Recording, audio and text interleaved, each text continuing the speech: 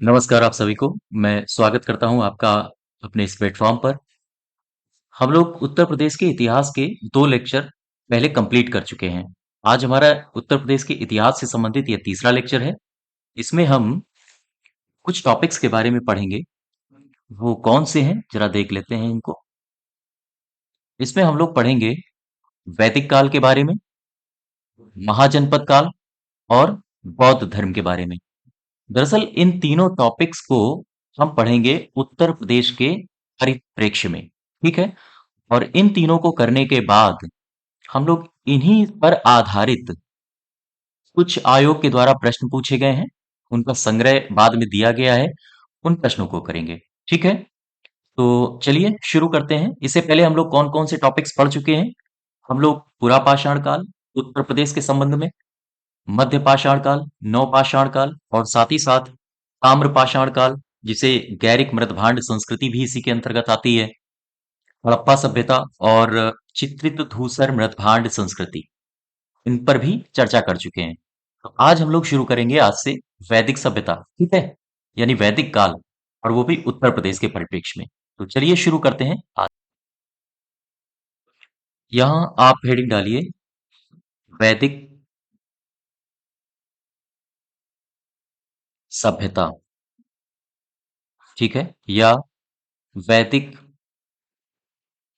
काल भी आप लिख सकते हो, हालांकि वैदिक काल में समय आ जाएगा और वैदिक सभ्यता में संपूर्ण इसका समायोजन किया जाएगा। दरअसल इसको समझो आप, वैदिक सभ्यता है क्या। एक समय हुआ लगभग 1500 से 600 बीसी, लगभग 900 वर्षों का समय वैदिक सभ्यता के अंतर्गत आता है। इसका जो नामकरण है या इसका काल नाम है, दरअसल वेदों में वर्णित साक्ष्यों के आधार पर ही इसका काल वर्णन किया जा सका है। इसे आमतौर पर दो भागों में बांटा जाता है, जैसे पूर्व वैदिक काल, उत्तर वैदिक काल। पूर्व वैदिक काल को ऋग्वैदिक काल बोल दिया जाता है और उत्तर वैदिक काल को उत्तर वैदिक काल। क्योंकि पूर्व वैदिक काल को ऋग्वैदिक काल इसलिए बोला जाता है क्योंकि वहां जितनी भी जानकारी मिल रही है वो केवल और केवल ऋग्वेद से मिलती है।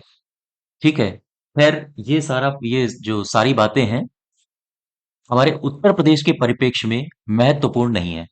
हम लोग सीधे आते हैं उत्तर प्रदेश के संबंध में। ठीक है। तो इसको इरेज कर देते हैं और अब यहां से हेडिंग डालो वैदिक काल। वैदिक काल क्या है उत्तर प्रदेश के संबंध में। दरअसल जो वैदिक काल रहा है इसको हमारे साथ लिखते जाना। और इसमें इसको दो भागों में बांटा गया। कौन सा? एक तो ऋग्वैदिक काल और दूसरा क्या है? उत्तर वैदिक काल। ठीक है। जो ऋग्वैदिक काल है इसके संबंध में हमारे उत्तर प्रदेश से कोई जानकारी प्राप्त नहीं होती है।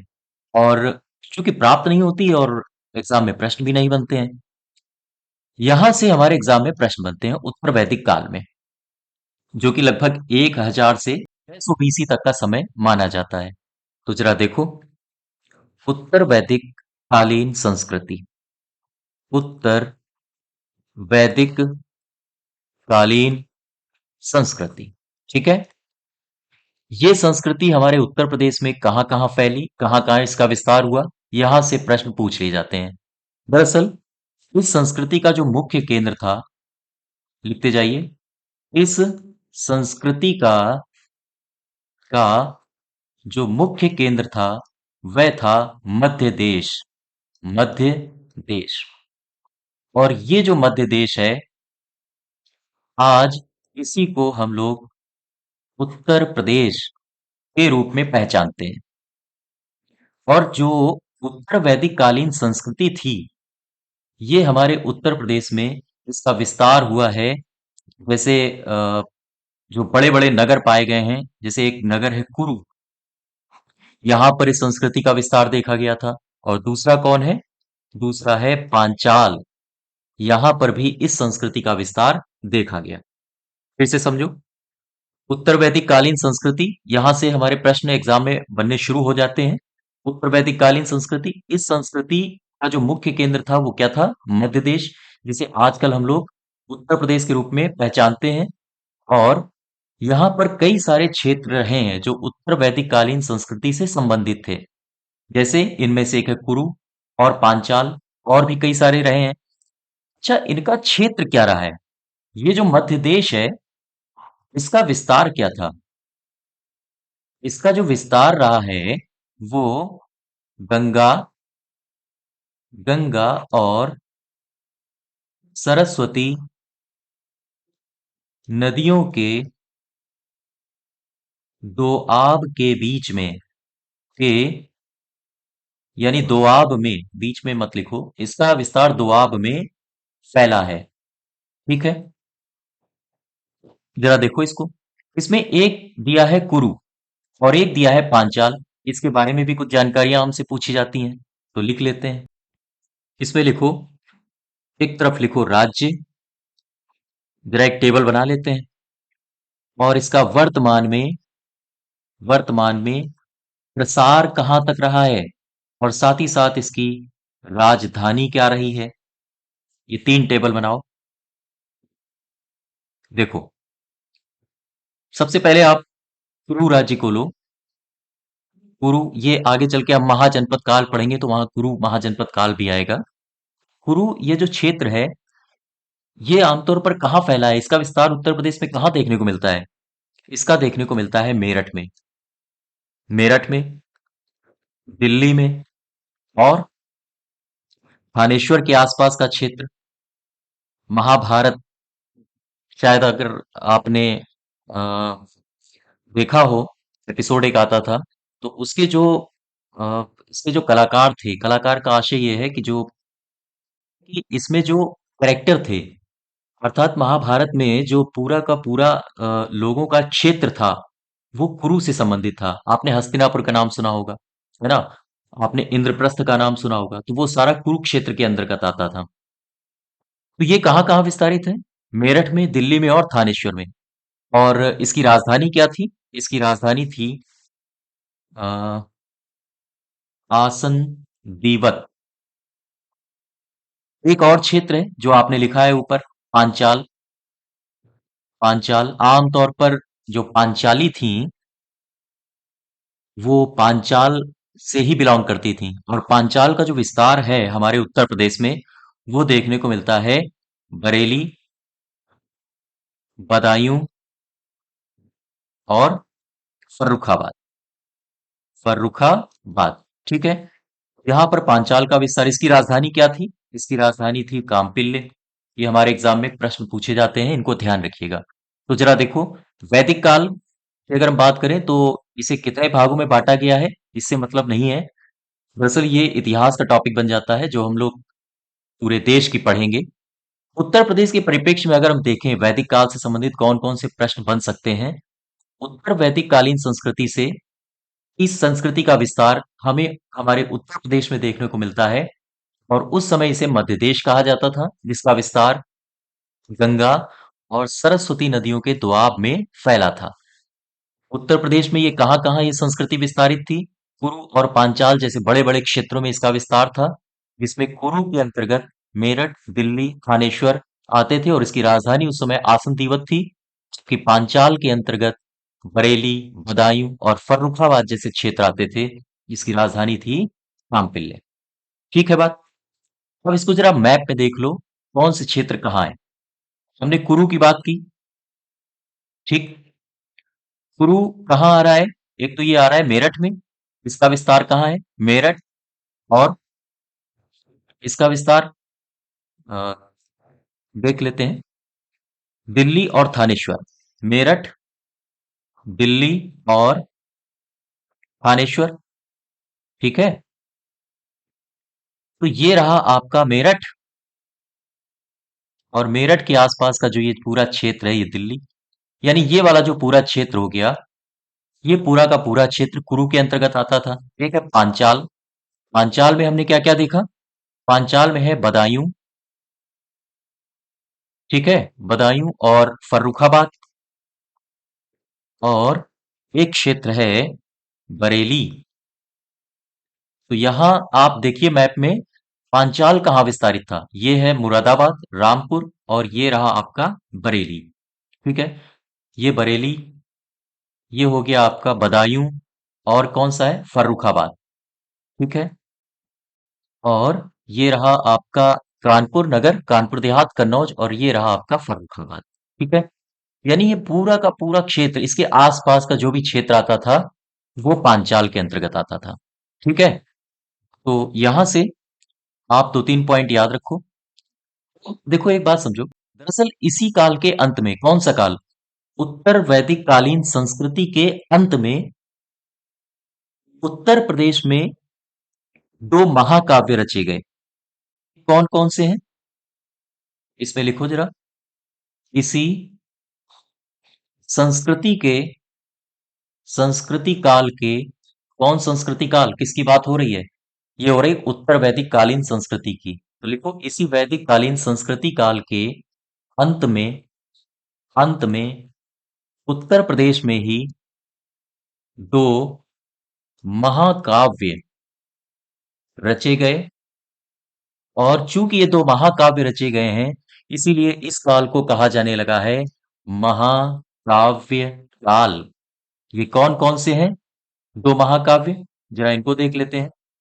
पहला है रामायण, और दूसरा कौन है? दूसरा है महाभारत। रामायण की रचना ये करी किसने और कहाँ हुई? दरअसल ये करी है महर्षि वाल्मीकि ने।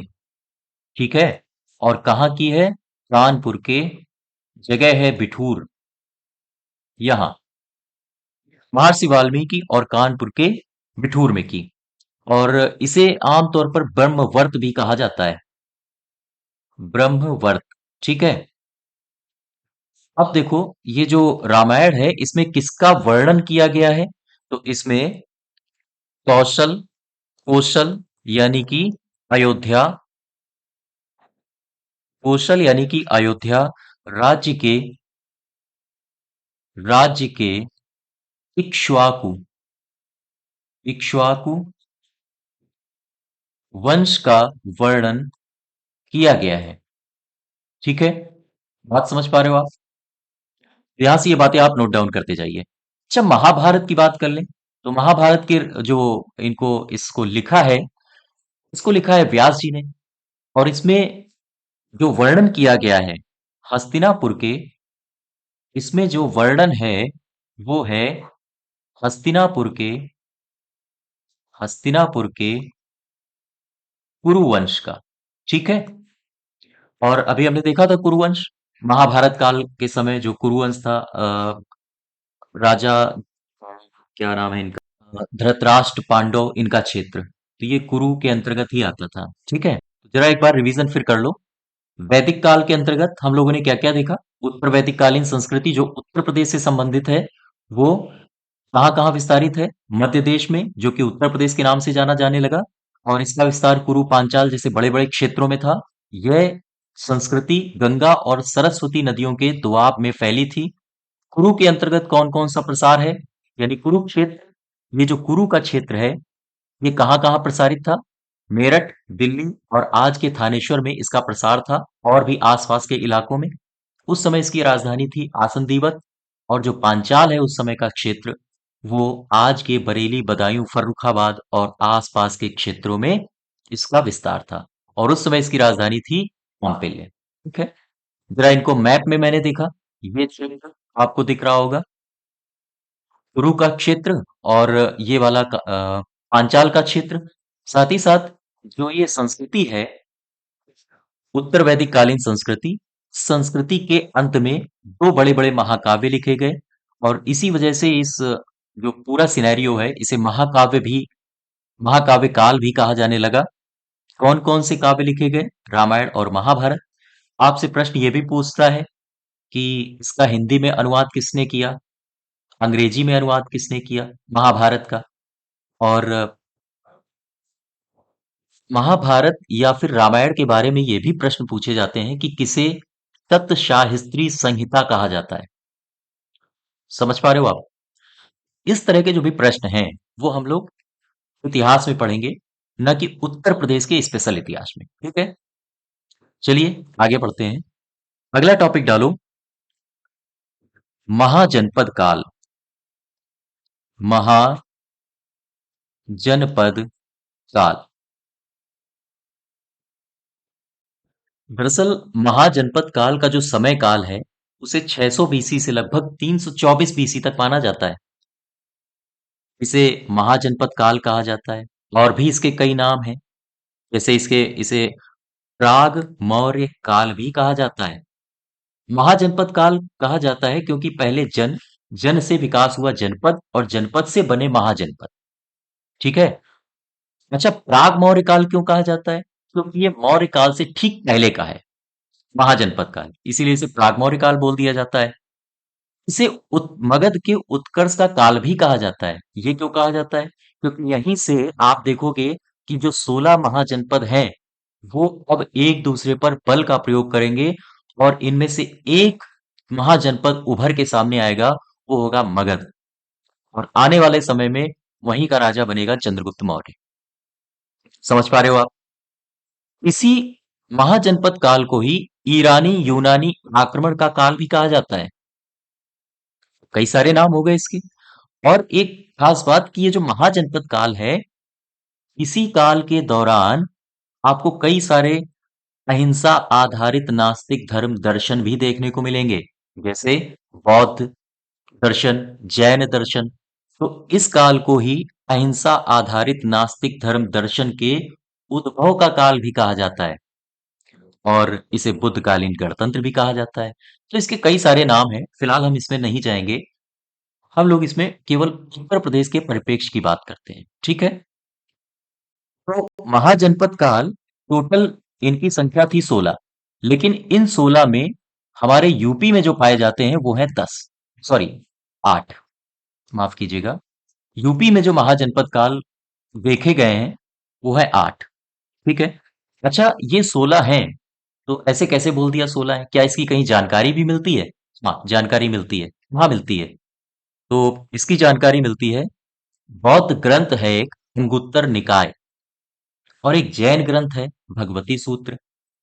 इन दोनों ग्रंथों में वर्णन किया गया है कि 16 महाजनपद एग्जिस्ट करते थे। कब करते थे? हाँ, 6ठी शताब्दी के आसपास। तो खैर, उत्तर प्रदेश की बात करें, उत्तर प्रदेश में, हमारे उत्तर प्रदेश में 8 महाजनपद पाए जाते हैं। ठीक है। अब जरा देख लो इनको, 8 महाजनपद की अवस्थिति, यहां से हमारे प्रश्न पूछ लिए जाते हैं। तो एक टेबल बनाओ, फिर आगे बढ़ते हैं। एक तरफ लिखो महाजनपद,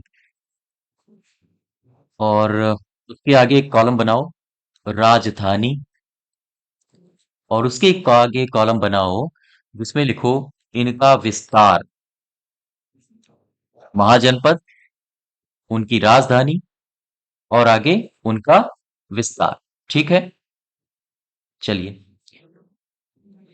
ये हमारे साथ साथ लिखते जाना। महाजनपद में पहला लिखो पांचाल। पांचाल, इसकी राजधानी क्या थी? दरअसल इसकी दो राजधानियां थी। पांचाल उत्तरी पांचाल और दक्षिणी पांचाल में विभाजित था। तो इसकी जो उत्तरी पांचाल की राजधानी थी, उत्तरी पांचाल की, हम शॉर्ट में लिखे दे रहे हैं, आप लिख लीजिएगा। उत्तरी पांचाल की राजधानी थी अहिच्छत्र। अहिच्छत्र, और ये कहाँ है? ये पड़ता है बरेली में। ठीक है, क्लियर है। और जो दक्षिणी पांचाल की राजधानी थी वो कांपिल्य, और ये कहाँ है? ये पड़ता था फर्रुखाबाद में। क्लियर है बात? अच्छा, पांचाल का अगर टोटल विस्तार देखा जाए तो कहाँ था? अभी अभी मैंने पीछे देखा था, पिछले वाले उसमें, स्लाइड में। इसका विस्तार है बरेली में। ठीक है। बदायूं का क्षेत्र और फर्रुखाबाद का क्षेत्र और उसके आसपास का क्षेत्र, जरा मैप में देख लो। ये रहा आपका मुरादाबाद, रामपुर, और ये रहा बरेली। बरेली, बदायूं, उसके आसपास का पूरा क्षेत्र फर्रुखाबाद, ये हो गया आपका पांचाल। ठीक है, क्लियर है बात। दूसरा देखो आके, दूसरा नंबर लिखो कुरु। कुरु महाजनपद, ये इसकी राजधानी थी इंद्रप्रस्थ। ठीक है, इंद्रप्रस्थ ये दिल्ली का इलाका है। आमतौर पर जब महाभारत, जो इसका युद्ध नहीं हुआ था, उससे पहले हस्तिनापुर थी। इसके बाद जब पांडव जीत गए, उन्होंने एक नया नगर बसाया और उसे फिर नाम दिया इंद्रप्रस्थ। ठीक है, तो कुरु महाजनपद की राजधानी क्या थी? इंद्रप्रस्थ। और इसका विस्तार कहाँ देखा गया? इसका विस्तार देखा गया मेरठ और दिल्ली के आसपास। मेरठ और दिल्ली के आसपास, जरा मैप में ड्रॉ करो। ये रहा आपका मेरठ और इसके आसपास का ये पूरा का पूरा क्षेत्र दिल्ली के आसपास। ठीक है, ये पूरा हो गया आपका, क्या नाम है इसका? कुरु, कुरु महाजनपद। ठीक है, तीसरे में आओ। तीसरा नंबर लिखो वत्स महाजनपद। और वत्स की राजधानी क्या थी? वत्स की राजधानी थी कौशाम्बी। कौशाम्बी। और ये जो कौशाम्बी है, इसका विस्तार कहाँ था? इसका विस्तार था प्रयागराज और कौशाम्बी में।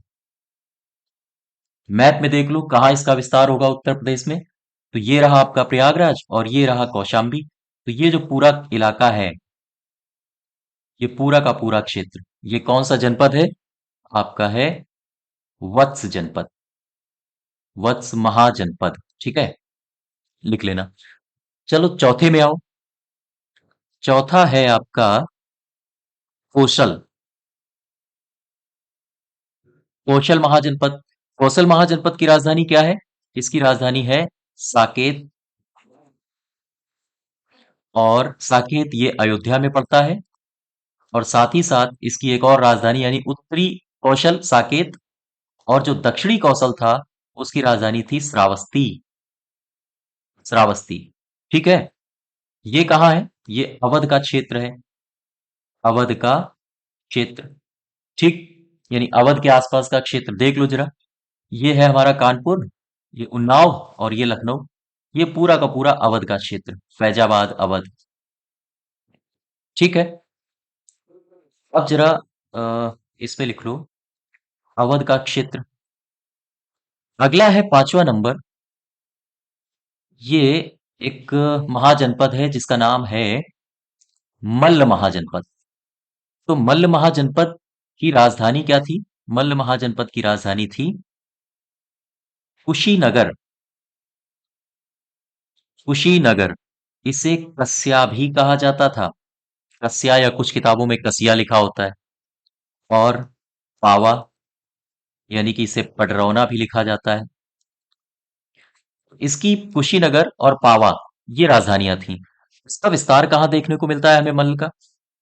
इसका विस्तार देखने को मिलता है हमें देवरिया और गोरखपुर। जरा देख लो मैप में, ये रहा आपका देवरिया और ये रहा गोरखपुर। ये जो पूरा का पूरा इलाका है, ये ये मल्ल महाजनपद का क्षेत्र था। ठीक है, अब जरा छठा नंबर देखो। छठा महाजनपद कौन सा है? यह है काशी महाजनपद। क्लियर है? और इसकी राजधानी वाराणसी। और इसका विस्तार कहाँ था? वाराणसी का क्षेत्र। वाराणसी का क्षेत्र। ठीक है, तो इसमें भी देख लो आके, ये रहा वाराणसी, ये पूरा का पूरा क्षेत्र, ये काशी महाजनपद के अंतर्गत आता था। अच्छा, सातवां नंबर है चेदी। चेदी महाजनपद। ठीक है, चेद की राजधानी क्या थी? इसकी राजधानी थी शुक्तिमती। शुक्तिमती। और ये जो क्षेत्र है, ये दरअसल पड़ता है बांदा के आसपास का क्षेत्र। बांदा का क्षेत्र, आओ देख लेते हैं बांदा का क्षेत्र कहाँ है। ये रहा झांसी, महोबा और ये है चित्रकूट। ये जो पूरा इलाका है ये बांदा का क्षेत्र। अच्छा, यहां पर कौन सा जनपद विकास किया है यहां पर? चेदी। ठीक है। और अंत यानी कि 8वां नंबर देख लेते हैं, वो है शूरसेन। शूरसेन महाजनपद। शूरसेन महाजनपद की राजधानी क्या थी? मथुरा। और ये कहाँ इसका विस्तार था? इसका विस्तार था मथुरा के आसपास का क्षेत्र। मैप में देखो जरा, ये रहा आगरा और ये है आपका पूरा मथुरा का क्षेत्र। ठीक है। तो यहां पर कौन सा महाजनपद था? शूरसेन। ठीक है, क्लियर हो गया। उत्तर प्रदेश में कितने महाजनपद हो गए? एक, दो, तीन, चार, पांच, छ, ये सातवां, ये आठवां। उत्तर प्रदेश में टोटल 8 महाजनपद। क्लियर है बात? अब एक एक करके महाजनपद को देख लेते हैं, क्योंकि यहां से हमारे एग्जाम में प्रश्न पूछ लेता है। जैसे सबसे पहला देखो, पांचाल। ये लिखते जाना। पांचाल में, पांचाल महाजनपद में और कौन कौन सी बातें हैं जो एग्जाम ओरिएंटेड है? हमने ये तो पढ़ ही लिया कि पांचाल महाजनपद की राजधानियां क्या थी। उत्तरी पांचाल की राजधानी थी अहिच्छत्र। ठीक है। इसकी एक राजधानी है अहिच्छत्र। अहिच्छत्र से भी एक दो सवाल पूछ लेता है, जरा इसमें लिख लो। यहां से, अहिच्छत्र नामक स्थान से, अर्थात यहां से मित्र, अ, मित्र की उपाधि, उपाधि वाले राजाओं के सिक्के प्राप्त हुए हैं। सिक्के प्राप्त हुए हैं। ठीक है, क्लियर है बात? अहिच्छत्र का एक राजा था, इसका नाम है अच्युत। अच्युतम केशवम वाला च्युत। और ये जो राजा था अहिच्छत्र का, अच्युत, इसे समुद्रगुप्त ने परास्त किया था। ये इसे किस गुप्त वंश शासक ने परास्त किया था? गुप्त काल के किस शासक ने परास्त किया था? तो आंसर होगा समुद्रगुप्त। समुद्रगुप्त ने इसे हराया था। ठीक है बात? पांचाल में, यानी कि पांचाल जो महाजनपद है, उसकी उत्तरी राजधानी अहिच्छत्र है। और अहिच्छत्र से ही हमें मित्र की उपाधि वाले राजाओं के कुछ सिक्के प्राप्त हुए हैं। साथ ही साथ यहाँ का एक राजा था अच्युत, इसे समुद्रगुप्त अर्थात गुप्त वंश के शासक समुद्रगुप्त ने परास्त किया था। अच्छा, इसकी दक्षिण राजधानी क्या है पांचाल की? वो है कांपिल्य। और पांचाल में ही कान्यकुब्ज का प्रसिद्ध नगर यहीं पर था। जरा इसको भी लिख लो। पांचाल महाजनपद में ही कान्यकुब्ज, कान्यकुब्ज जो कि कन्नौज का क्षेत्र है, ये वाला क्षेत्र, कान्यकुब्ज का प्रसिद्ध नगर, प्रसिद्ध नगर यही था, यानी इसी महाजनपद में था। ठीक है। और एक सबसे बड़ी बात, पांचाल का एक बहुत बड़ा दार्शनिक राजा हुआ है, जिसने जीवन को बहुत भली भांति समझा है। इसका नाम है प्रवाहन, प्रवाहन जयवाली। प्रवाहन जयवाली। ये पांचाल का ही राजा था। पांचाल महाजनपद यानी प्रवाहन जयवाली एक दार्शनिक राजा है, इसका संबंध किस महाजनपद से था? पांचाल से। ठीक है, यहां तक क्लियर है? देखो, कुरु महाजनपद के बारे में, इसके बारे में भी तो चार जानकारियां हैं जो हमारे एग्जाम में पूछ ली जा सकती हैं। अच्छा, कुरु महाजनपद में जरा देखो,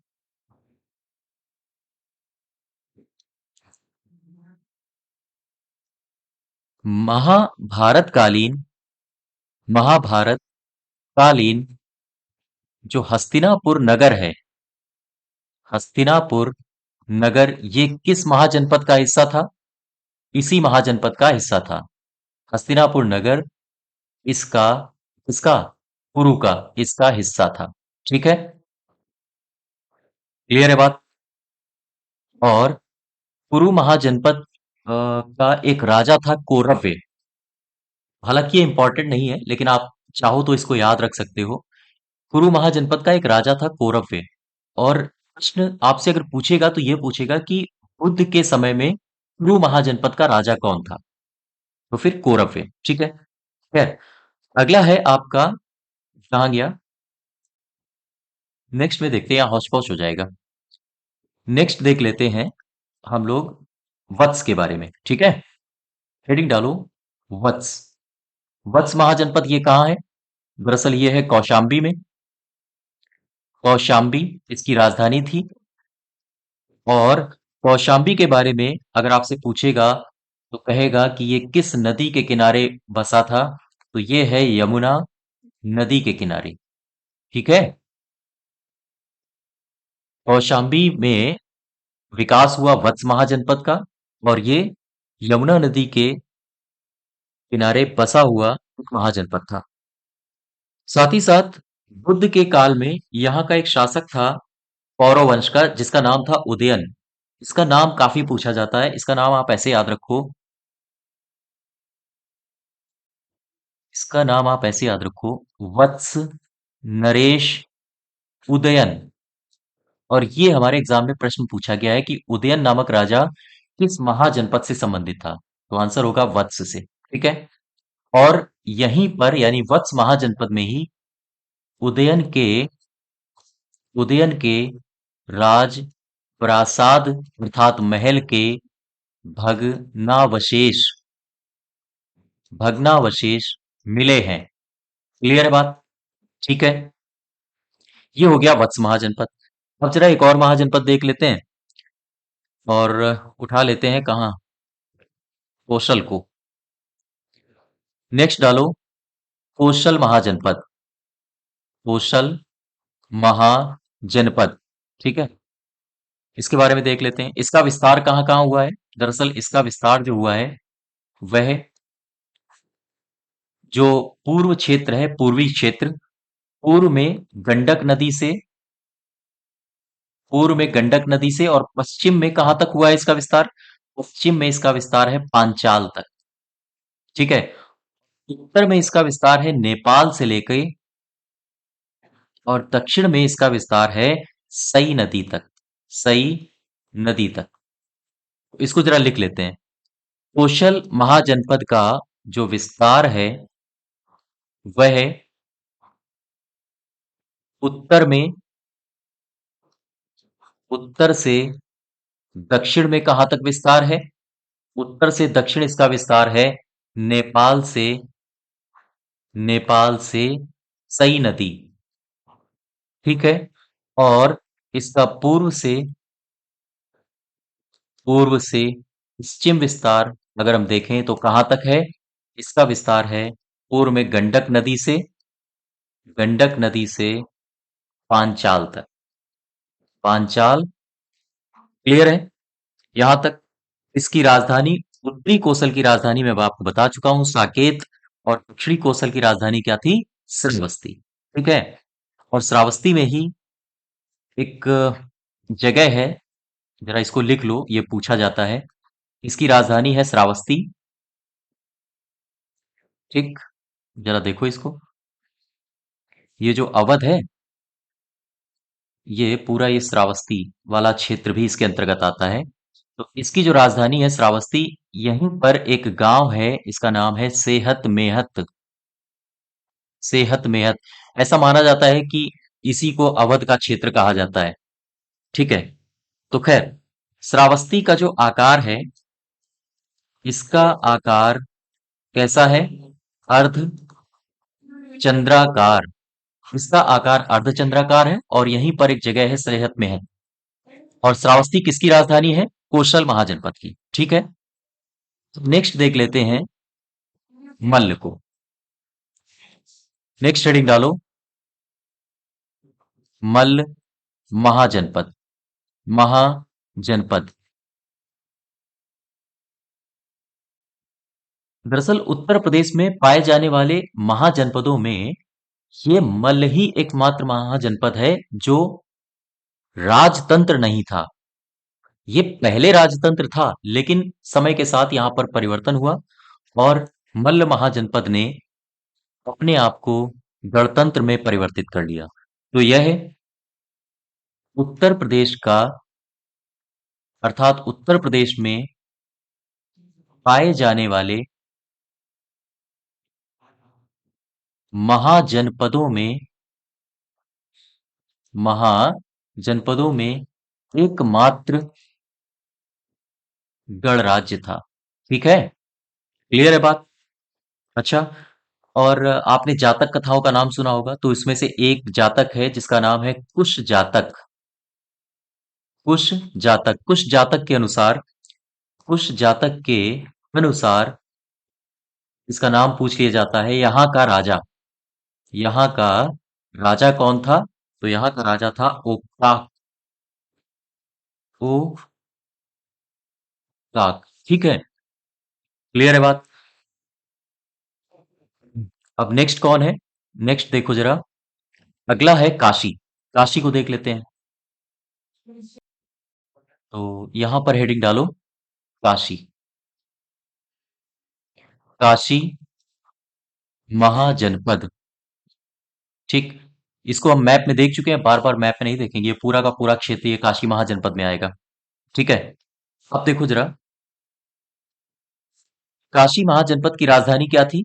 वाराणसी। इसकी जो यहां से एक प्रश्न बनता है, इसकी जो राजधानी थी ये थी वाराणसी। और आम तौर पर ये जो वाराणसी है इसको अगर हम बांटें तो फिर ये आएगा वरुणा और सी। तो ये दो नदियां हैं। पूछा जाता है कि वाराणसी इन दो नदियों के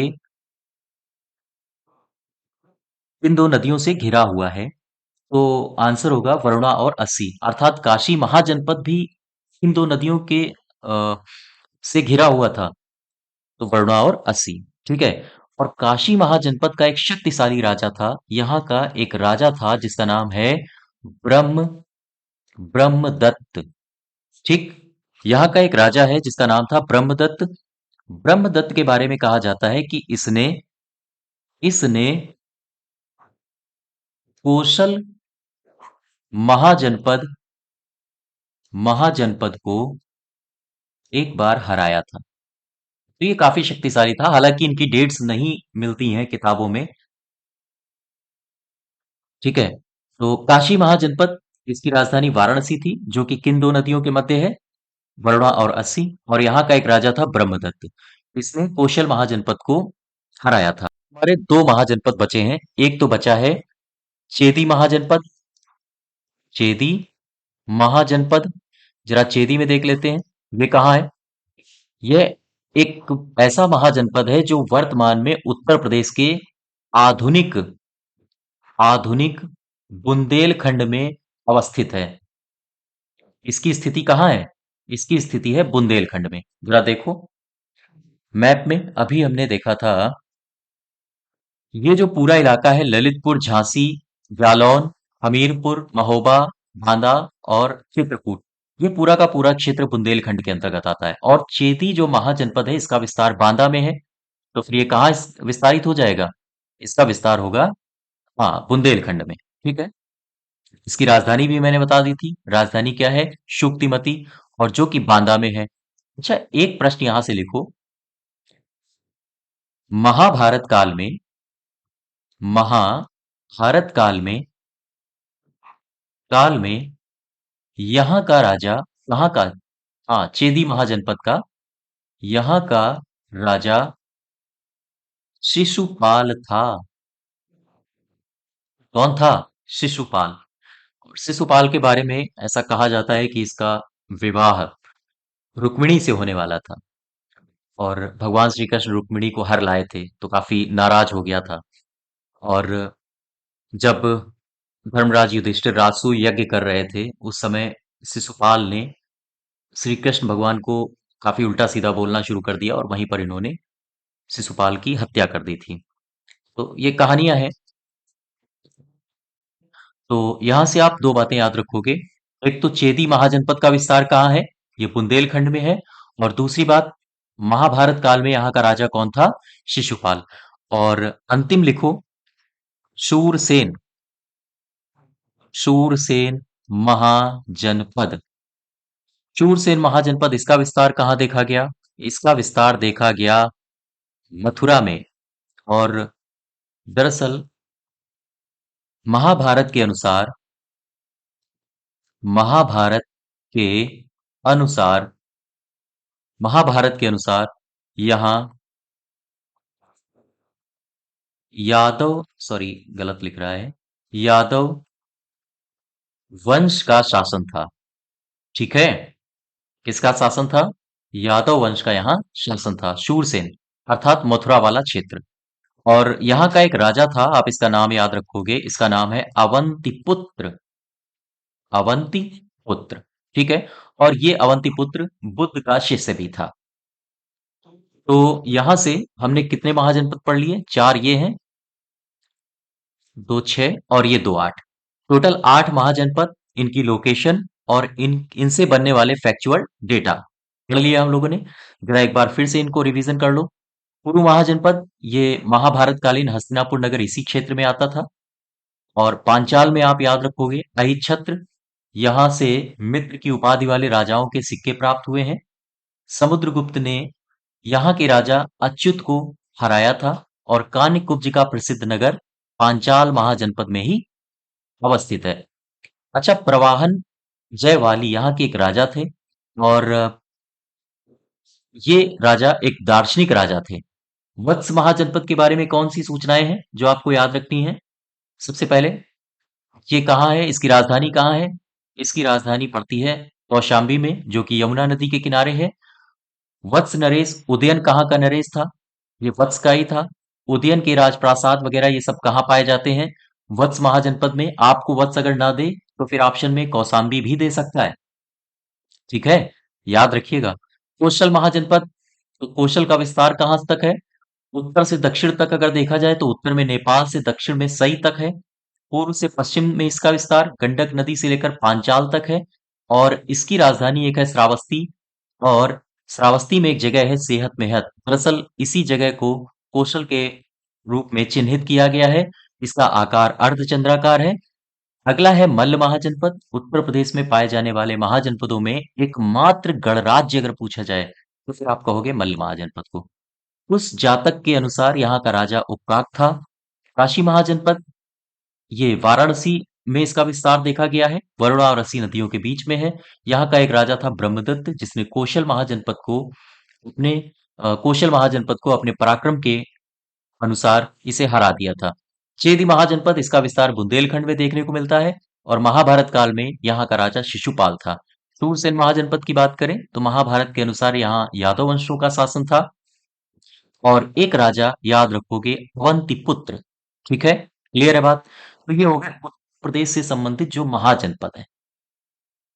देखो, नेक्स्ट टॉपिक हमारा जो अ, जो तीसरा टॉपिक था, जिसका नाम है बौद्ध धर्म। ठीक है, हालांकि इसको हम लोग बहुत डिटेल में नहीं पढ़ेंगे, क्योंकि उत्तर प्रदेश से संबंधित अगर बौद्ध धर्म से सवाल पूछे जाते हैं तो वो केवल भगवान बुद्ध के द्वारा की गई क्रियाएं जो उत्तर प्रदेश में हुई हैं वहीं से सवाल पूछे जाते हैं। हालांकि अगर पढ़ना चाहें तो फिर बहुत बड़ा ये चैप्टर है, इनके जन्म से लेकर इनकी मृत्यु तक, और इन्होंने क्या क्या काम किए, बुद्ध धम्म संघ वगैरह वगैरह।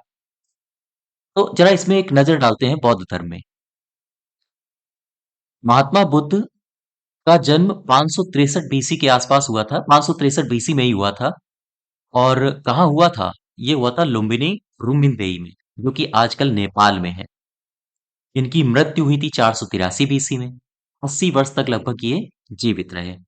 और इनकी जो मृत्यु हुई थी वो कस्या अर्थात कुशीनगर में हुई थी। पिता शुद्धोधन थे इनके। शुद्धोधन प्रधान थे, अर्थात राजा थे कपिल वस्तु में शाक्यगढ़ के। और माता माया देवी थी इनकी। माया देवी दरअसल कोली गणराज्य की कन्या थी। माता जी का निधन हो गया तो इनका पालन पोषण करने की जिम्मेदारी इनकी मौसी पर आ गई। मौसी का नाम प्रजापति गौतमी था। और आनंद के अनुरोध पर आगे इनको बौद्ध भिक्षुणी भी बनाया जाता है, लेकिन वहां हम लोग नहीं जाएंगे। दरअसल सिद्धार्थ का, महात्मा बुद्ध का जो मूल नाम था वो सिद्धार्थ था, और इनका गोत्र था गौतम। ठीक है। इनकी एक पत्नी भी थी जिनका नाम यशोधरा है। ये शाक्य कुल की थी। ठीक। इनका एक पुत्र भी था राहुल नाम से। लेकिन क्या कारण रहा कि एक व्यक्ति जिसने 29 साल की अवस्था में सब कुछ त्याग दिया। अच्छा सा इनका राज परिवार था, साम्राज्य था, पत्नी थी, बच्चे थे, सब कुछ अच्छा चल रहा था। लेकिन आध्यात्म की राह, जीवन में कुछ अच्छा नहीं लगा, और गृह त्याग करके जीवन की खोज में निकल पड़े। खैर, महात्मा बुद्ध से संबंधित जो प्रश्न हमारे यूपी एग्जाम्स में पूछे जा सकते हैं उनकी चर्चा करते हैं। देखिए जरा, महात्मा बुद्ध के जो पिता हैं, ठीक है, इनके पिता का नाम है शुद्धोधन। ध्यान देते रहना, शुद्धोधन ऐसे लिखा जाएगा। इनके पिता हैं शुद्धोधन। ये क्या थे? ये थे कपिल वस्तु, कपिल वस्तु गणराज्य के एक निर्वाचित राजा थे। मैंने निर्वाचित क्यों लिखा? क्योंकि गणराज्य है। मैं अगर कपिल वस्तु राजवंश लिख देता तो फिर निर्वाचित नहीं होते ये। प्रश्न हमारे एग्जाम में ये पूछा जाता है कि ये जो कपिल वस्तु है, ये वर्तमान में कहाँ है? वर्तमान में किस जिले में ये कपिल वस्तु है? ठीक है, ये जगह। इसका आंसर होगा सिद्धार्थ नगर। ये फैक्ट हैं जो आपको याद करने ही करने हैं। सिद्धार्थ नगर। क्लियर है? महात्मा बुद्ध के पिता शुद्धोधन थे जो कि कपिल वस्तु गणराज्य के निर्वाचित राजा थे। और कपिल वस्तु कहाँ है वर्तमान में? सिद्धार्थ नगर में। अच्छा, इनकी माता से जानकारी ले लो। माता कौन थी? माता का नाम था माया देवी। माया देवी। ठीक है। माया देवी ये रामग्राम, रामग्राम के कोलीय, कोलीय गणराज्य की कन्या थी। ठीक है। क्लियर है बात? प्रश्न हमारे एग्जाम में यूपी से रिलेटेड ये भी पूछ दिया जाता है कि जो रामग्राम है जहां से महात्मा बुद्ध की माता जी थी, ये कहाँ है? तो ये हो गया आपका गोरखपुर में। ये अपना लिखते जाना, फैक्चुअल डेटा है। क्लियर है? ये हो गया गोरखपुर में। आपसे मैच द फॉलोइंग्स में पूछ सकता है, एक तरफ दे दिया रामग्राम और एक तरफ दे दिया आधुनिक जिले, और कहेगा इनका मैच कराओ। प्रश्न हर तरफ से तैयार रखिए। और अब देखो जरा, महात्मा बुद्ध के पिता शुद्धोधन कपिलवस्तु में इनका अपना ताना बाना था, राजा थे वहां के। माता रामग्राम के कोली गणराज्य की कन्या थी। रामग्राम कहाँ है वर्तमान में? गोरखपुर में। कपिलवस्तु कहाँ है? सिद्धार्थनगर में। महात्मा बुद्ध से एक बात देखो, इन्होंने जो सर्वाधिक अपने उपदेश दिए हैं, महात्मा बुद्ध ने वो सर्वाधिक उपदेश अपने यूपी में कहाँ दिए हैं? सबसे ज्यादा उपदेश दिए हैं इन्होंने कौशल, देश की राजधानी, कौशल देश की राजधानी कहाँ? श्रावस्ती में। श्रावस्ती में। ठीक है। तो ये तो श्रावस्ती एक जिला है, इसका तो कुछ लेना देना है नहीं। और क्या हुआ? दरअसल बुद्ध का महापरिनिर्वाण हो गया 80 वर्ष की उम्र में। प्रश्न ये भी पूछा जाता है, चूंकि इनकी जो मृत्यु हुई थी वो यूपी में हुई थी, तो प्रश्न यहां से पूछ लिया जा सकता है कि बुद्ध का, लिखो जरा, बुद्ध का महापरिनिर्वाण, बुद्ध का महापरिनिर्वाण 80 वर्ष की अवस्था में, 80 वर्ष की अवस्था में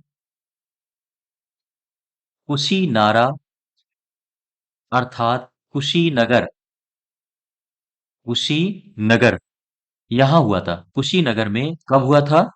483 बीसी में। ठीक है। और इनका, देखो, जब ये इनकी मृत्यु हुई थी ना, कुशीनगर में, और कुशीनगर उस समय मल्ल गणराज्य के अंतर्गत आता था। तो मृत्यु के दौरान लोगों में बहस हो गई। इनके परिवार के लोग कह रहे थे कि इनका अंतिम संस्कार, भाई परिवार का हक है, परिवार के लोग करेंगे। लेकिन चूंकि मल्ल गणराज्य में इनकी मृत्यु हुई तो वहां के राजा ने जिद ठान ली कि नहीं नहीं, इनका अंतिम संस्कार तो मैं ही करूंगा। तो फिर एक टाई अप हुआ, बोले ठीक है अंतिम संस्कार मैं कर देता हूँ, और इसके बाद जो भी कुछ शेष अवशेष बचेंगे उनको आप लोग विसर्जित कर दीजिए। इनका जो अंतिम संस्कार हुआ था वो कुशीनगर में ही हुआ था। और कुशीनगर किस गणराज्य में है? मल्ल गणराज्य में। ठीक है, कहाँ है? मल्ल गणराज्य में। हालांकि इनको, इनका एक शिष्य था जिनका नाम है चुंद।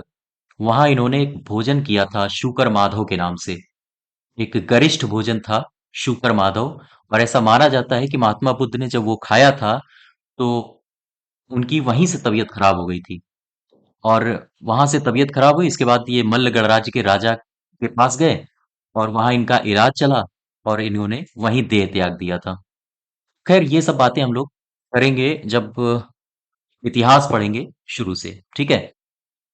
अभी खैर उत्तर प्रदेश के इतिहास के बारे में देखते हैं। तो कौन कौन से और प्रश्न यहाँ से पूछे जा सकते हैं बौद्ध धर्म से रिलेटेड?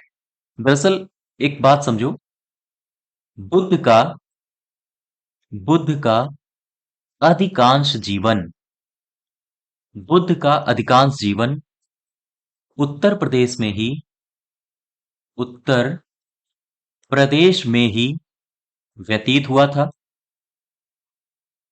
उत्तर प्रदेश में ही बीता था। इसीलिए इसी कारण उत्तर प्रदेश को उत्तर प्रदेश को बौद्ध धर्म का पालना कहा जाता है। याद रखिएगा, बौद्ध धर्म का पालना कहा जाता है, कहा जाता है। क्लियर है? यहां तक बात समझ पा रहे हो आप? बुद्ध का अधिकांश जीवन चूंकि उत्तर प्रदेश में बीता था और इन्होंने अधिकांश जो प्रवचन दिए थे वो उत्तर प्रदेश में ही दिए थे, और इसी वजह से उत्तर प्रदेश को बौद्ध धर्म का पालना कहा जाता है। ठीक है, अब यहां से देखो जरा बौद्ध धर्म से कुछ बातें। बुद्ध काल में उत्तर प्रदेश में 7 प्रमुख गणराज्य थे जब महात्मा बुद्ध थे। लिखो, बुद्ध काल में बुद्ध काल में उत्तर प्रदेश में 7 प्रमुख गणराज्य थे। ये कहाँ कहाँ थे? 7 प्रमुख गणराज्य थे। पहला, कपिल वस्तु, कपिल वस्तु के शाक्य, शाक्य। ठीक है, दूसरा कौन है? सम सुमेर, सम सुमेर पर्वत के भग, सम सुमेर पर्वत के भग ये कहाँ पड़ेगा? ये पड़ेगा चुनार अर्थात मिर्जापुर क्षेत्र में। और कपिल वस्तु को अभी मैंने देख लिया है, कहाँ है? सिद्धार्थनगर क्षेत्र में। तीसरा गणराज्य कौन था महात्मा बुद्ध के समय? इनका नाम है केलपुत्त, केलपुत्त के कालाम, कालाम। ये पूर्वी उत्तर प्रदेश में पड़ता था। और चौथा जो गणराज्य था महात्मा बुद्ध के समय में वो था राम ग्राम के कोलीय, राम ग्राम के कोलीय। ये यहां से इनकी माता जी आती थी महात्मा बुद्ध की। तो राम ग्राम कहाँ है? गोरखपुर में। ठीक है, और पांचवा कौन था? ये था ये था कुशीनारा, कुशीनारा के मल्ल, कुशीनगर। ठीक है, और छठा कौन था? पावा के मल्ल। यहाँ भी गणराज्य था, राजतंत्र नहीं था, याद रखिएगा। पावा के मल्ल अर्थात गणराज्य का सीधा सा अर्थ है कि यहाँ के लोग अपना राजा स्वयं चुनते थे, वंशानुगत नहीं आता था। सातवां कौन था गणराज्य? ये था पिप्पली वन। गलत लिख गया, इसे ऐसे नहीं ऐसे लिखो, पिप्पली वन, पिप्पली वन के मोरीय। और ये वर्तमान में जो बस्ती जिला है उस क्षेत्र का ये गणराज्य था। तो फिर से देख लो, बुद्ध काल में उत्तर प्रदेश में प्रमुख कितने गणराज्य थे? 7। कपिल वस्तु के शाक्य जो कि सिद्धार्थनगर में है। समसुमेर पर्वत के भग जो कि चुनार अर्थात मिर्जापुर क्षेत्र में विस्तारित था। केलपुत्र के कालाम पूर्वी उत्तर प्रदेश में विस्तारित था। रामग्राम के कोली ये गोरखपुर क्षेत्र में था जहां से गौतम बुद्ध की माता माया देवी का संबंध था। कुशीनगर के मल्ल, पावा के मल्ल और पिप्पलीवन के मोरी जिसका संबंध बस्ती से था। ठीक है, यहां तक बात समझ पाए आप। और महात्मा बुद्ध को जब ज्ञान प्राप्त हुआ था बोध गया में, तो वो वहां से सीधे आए थे ऋषिपत्तनम अर्थात सारनाथ। तो यहां से आप एक पॉइंट बना के और लिख सकते हो, नोट बना के लिखो। ज्ञान की प्राप्ति के बाद, ज्ञान की प्राप्ति के बाद गौतम बुद्ध, गौतम बुद्ध उरुवेला, उरुवेला से सर्वप्रथम, सर्वप्रथम ऋषि पत्तनम अर्थात इसी को कहा जाता है सारनाथ, इसी को कहा जाता है मृगदाव। सर्वप्रथम ऋषि पत्तनम आए, आए और यहां उन्होंने 5 ब्राह्मण सन्यासियों को उपदेश दिया। ये जो 5 ब्राह्मण सन्यासियों को इन्होंने उपदेश दिया था, इनके दरअसल नाम है अज, सिग, एक है कप्पा और कौंडिन्य और खादिय। ऐसा माना जाता है कि ये जब ज्ञान प्राप्ति के लिए खोजते खोजते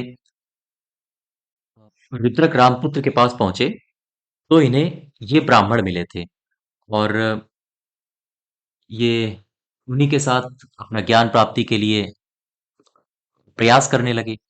उसी समय एक माता जी थी सुजाता, सुजाता खीर बना के लाई थी और ये सभी लोग बैठे थे, अज, अस्सिग, कप्पा, कौंडिन्य और भादी और महात्मा बुद्ध, सब लोग बैठे थे अपना तपस्या कर रहे थे। उसी समय होता क्या है, जब ये खीर लेके आई और बड़े प्रेम से लाई, तो इन्होंने आग्रह किया लोगों को खाने के लिए। तो जो पांचों ब्राह्मण थे अज, अस्सी, कप्पा, कौंडिन्य और भादी, इन्होंने मना कर दिया, बोले नहीं नहीं अभी नहीं खाएंगे। दरअसल अभी हमारी, हाँ, जो ज्ञान प्राप्ति के लिए प्रयास है वो चल रहा है, हम बाद में खाएंगे। लेकिन इतने प्रेम से दे रही थी, महात्मा बुद्ध से रहा नहीं गया, इन्होंने वो खीर खा ली। अच्छा, उस दौरान ये जो पांचों ब्राह्मण थे तो हो गए नाराज। तो जब ये नाराज हो गए, तो फिर जो पांचों ब्राह्मण थे वो इनको छोड़ के चले गए और इनसे बोले यार तुमसे कुछ नहीं हो पाएगा, तुम अलग राह पकड़ो, मैं अलग राह पकड़ता हूँ। और वहां से ये ब्राह्मण अलग हो गए थे। और फिर जब महात्मा बुद्ध को ज्ञान प्राप्त हुआ और ये सारनाथ पहुंचे, तो सारनाथ में ये वही 5 ब्राह्मण मिले जो पहले इनको छोड़कर गए थे और वहीं पर इन्होंने सबसे पहले इन ब्राह्मणों को शिक्षा दी थी। ठीक है, 5 ब्राह्मण जो शिष्य थे, अज, अस्सिग, कप्पा, कौंडिन्य और भादी। यहां तक बात समझ पाए आप लोग? ठीक है। और एक नाम अभी आपने सुना होगा, वत्सराज उदयन। दरअसल वत्सराज उदयन को बौद्ध भिक्षु बनाया था पिंडोला भारद्वाज ने, और उसी के प्रभाव में आकर पिंडोला भारद्वाज जो कि बौद्ध भिक्षु था, उसी के संपर्क में आकर वत्सराज उदयन यानी जो वत्स के राजा थे, उन्होंने बौद्ध धर्म ग्रहण किया था। क्लियर है? यहां तक बात समझ पाए आप लोग? तो ये हम लोगों ने आज पढ़ा किसके किसके बारे में, अ, वैदिक काल के बारे में, महाजनपद काल के बारे में और बौद्ध धर्म के बारे में। अच्छा, अब इनसे संबंधित जो प्रश्न हैं आयोग ने पूछे हैं अभी तक, उनको जान लेते हैं। ठीक है, पहला प्रश्न है, भेड़ कुंड जहां अर्जुन ने द्रौपदी से शादी करने के लिए मछली को निशाना बनाया था, उत्तर प्रदेश के इस क्षेत्र में है। अब देखो ये जो क्षेत्र है ना, ये पांचाल का क्षेत्र है और द्रौपदी को पांचाली कहा जाता है। तो पांचाल के क्षेत्र में कौन कौन से क्षेत्र आते हैं, हमने बताया था बरेली, बदायूं और फर्रुखाबाद। तो इसका आंसर क्या हो जाएगा? फर्रुखाबाद। ये एग्जाम में देखो पूछा गया है। गौतम बुद्ध की मां देवदह राज्य के शासक परिवार से थी जो अब उत्तर प्रदेश के किस जिले में है? ये शासक परिवार से थी, कहां से है ये? इनका संबंध है बस्ती से। ठीक है, अगला क्वेश्चन देखो, छठी सदी बीसी के दौरान उत्तर प्रदेश के किन क्षेत्रों को चेदी कहा, चेदी कहा जाता था। चेदी ये कौन से क्षेत्र थे, बता सकते हो आप लोग? को हमने चर्चा किया है आज। चेदी कौन है? चेदी का जो ये महाजनपद है, इसकी राजधानी हमने बताई थी आपको शुक्तिमती। और ये कहाँ थी? ये थी बांदा में। और बांदा में थी तो बांदा कहाँ पड़ता है? बुंदेलखंड क्षेत्र में। ठीक है। क्वेश्चन नंबर चौथे में आओ। छठी शताब्दी ईसा पूर्व के दौरान मथुरा के आसपास के क्षेत्र को क्या कहा जाता था? मथुरा के आसपास का क्षेत्र शूरसेन। करवा दिया। ये भी क्वेश्चन पूछा गया है। क्वेश्चन नंबर पांचवे में आओ। घोषिताराम जहां बुद्ध कुछ समय के लिए रुके थे, यह कहाँ है? यह कहाँ है? यह है राजगृह में नहीं है, श्रावस्ती चंपा, यह है कौशाम्बी में। ठीक है, घोषिताराम विहार।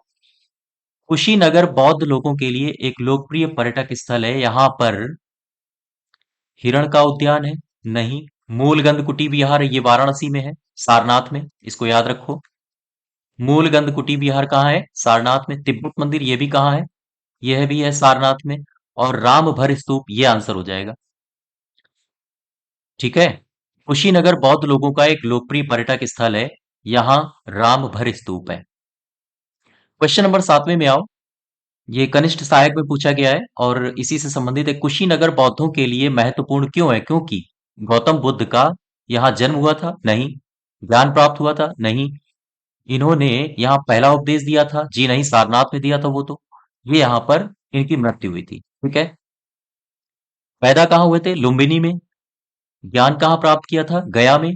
और पहला उपदेश कहाँ दिया था? सारनाथ में। सूची 1 और सूची 2 को मिलान करो। ये है सूची 2, यहां लिख गया है इसको। तो उत्तर प्रदेश के प्राचीन जनपद इधर दिए हैं और इधर दिए हैं इनकी राजधानी। कुरु की राजधानी क्या थी? कुरु की राजधानी थी, ये बहुत दूर चला गया है, इंद्रप्रस्थ। ठीक है। पांचाल की, पांचाल की थी अहिच्छत्र। कौशल की साकेत। और वत्स की राजधानी कौशाम्बी। ठीक है। अपना मैच कर लेना ऑप्शन। क्वेश्चन नंबर 9 में आओ। कह रहे हैं, उत्तर प्रदेश में भारत के प्राचीनतम 16 महाजनपदों में कुल कितने महाजनपद हमारे उत्तर प्रदेश में थे? ये यूपी आरओ में आया है। ये कितने थे? 8। धर्मचक्र प्रवर्तन किया गया था। धर्मचक्र प्रवर्तन वो क्षेत्र कहलाता है जहां पर बुद्ध ने अपना प्रथम उपदेश दिया था। अर्थात कहाँ दिया था? सारनाथ में। ठीक है। और आंसर हो जाएगा सेकेंड पार्ट। क्वेश्चन नंबर 11 में आओ। कह रहे हैं कि निम्नलिखित वक्ताओं, वक्ताओं नहीं होता है, वाक्यों होता है। निम्नलिखित वाक्यों पर विचार करिए और नीचे दिए गए कूट का सही से चुनाव करिए। कह रहे कुशीनगर मल्ल गणराज्य की राजधानी थी। हाँ, ये तो थी, सही है। महात्मा बुद्ध का महापरिनिर्वाण कुशीनगर में हुआ था। हाँ, ये भी सही है। लेकिन यहां कह रहे हैं क्या कथन कारण ये दोनों एक दूसरे से मैच करते हैं? अच्छा, एक बात बताओ, पढ़ो जरा। कुशीनगर मल्ल गणराज्य की राजधानी थी क्योंकि महात्मा बुद्ध का महापरिनिर्वाण कुशीनगर में हुआ था। ये तो नहीं सही बैठ रहा है। ए और आर दोनों सही है, परंतु ए आर की सही व्याख्या नहीं करता है। क्वेश्चन नंबर 12 में आओ। गौतम बुद्ध की मां किस वंश से संबंधित थी? गौतम बुद्ध की मां, भी अभी मैंने पढ़ा था, शाक्य के तो पिताजी थे। लिच्छवी से कुछ पढ़ा नहीं हमने। माया वंश से कुछ पढ़ा नहीं। माया तो इनकी माता का नाम था। कोली वंश होगा आंसर। ठीक है। 13 क्वेश्चन में आओ। बुद्ध की मृत्यु जहां हुई थी, अब वह स्थान कहाँ है? उत्तर प्रदेश में है कुशीनगर। बुद्ध का महापरिनिर्वाण किसके गणतंत्र में हुआ था? हमने बताया था आपको, मल्लों के गणतंत्र में हुआ था। ठीक है। शुकर माधव नाम का इन्होंने खाद्य पदार्थ खाया था जो कि गरिष्ठ भोजन था। 15, महात्मा बुद्ध के सर्वाधिक उपदेश कहाँ दिए हैं? बताइए इसका आंसर। हावा में, श्रावस्ती में, कुशीनगर में, या फिर। ठीक है। तो क्वेश्चन नंबर 16 में आओ। सारनाथ एक पवित्र स्थान है जहां भगवान बुद्ध ने अपना पहला उपदेश दिया। वह निम्नलिखित में से किस शहर के बहुत नजदीक स्थित है? किस शहर के बहुत नजदीक स्थित है? सारनाथ कहाँ है? सारनाथ वाराणसी में है, किसको नहीं पता है। और ये कई बार एग्जाम में पूछा गया है। देखो, लोअर लोअर व्यायाम प्रशिक्षण, क्वेश्चन नंबर 17वें में आओ। महाजनपदकालीन राज्य इसकी राजधानियों से संबद्धता के विषय में कौन सा कथन सही नहीं है? वत्स की राजधानी कांपिल्य नहीं, ये तो गलत है। चेद की राजधानी शुक्तिमती, हाँ ये सही है। सूरसेन की राजधानी मथुरा थी, ये भी सही है। मल्ल की राजधानी कुशीनगर थी, ये भी सही है। वत्स की राजधानी थी कौशाम्बी, कौशाम्बी। और कांपिल्य किसकी राजधानी थी? आप कमेंट बॉक्स में बताइए। ठीक है। क्वेश्चन नंबर 18 में आओ। सेहत मेहत स्तूप का निर्माण किस महाजनपदकालीन नगर में हुआ था? तो सेहत मेहत मैंने अभी अभी लिखा था आपको, श्रावस्ती में। क्वेश्चन नंबर 19 में आओ। आधुनिक बुंदेलखंड को महाजनपद काल में किस नाम से जाना जाता था? तो बुंदेलखंड को किस नाम से जाना जाता था? ये होगा चेदी। शूरसेन मथुरा है, कुरु है अपना दिल्ली वाला क्षेत्र, और मल्ल कहाँ का क्षेत्र है? कुशीनगर वाला क्षेत्र। धर्मचक्र प्रवर्तन किससे संबंधित है? धर्मचक्र प्रवर्तन अ, शरीर त्याग से बुद्ध का शरीर त्याग हुआ था, महापरिनिर्वाण, ज्ञान प्राप्त हुआ था, और प्रथम उपदेश हुआ था, और गृह त्याग हुआ था महाविनिष्क्रमण, और प्रथम जो उपदेश था वो था धर्म चक्र प्रवर्तन। ठीक है, तो इसका आंसर क्या हो जाएगा? उपदेश।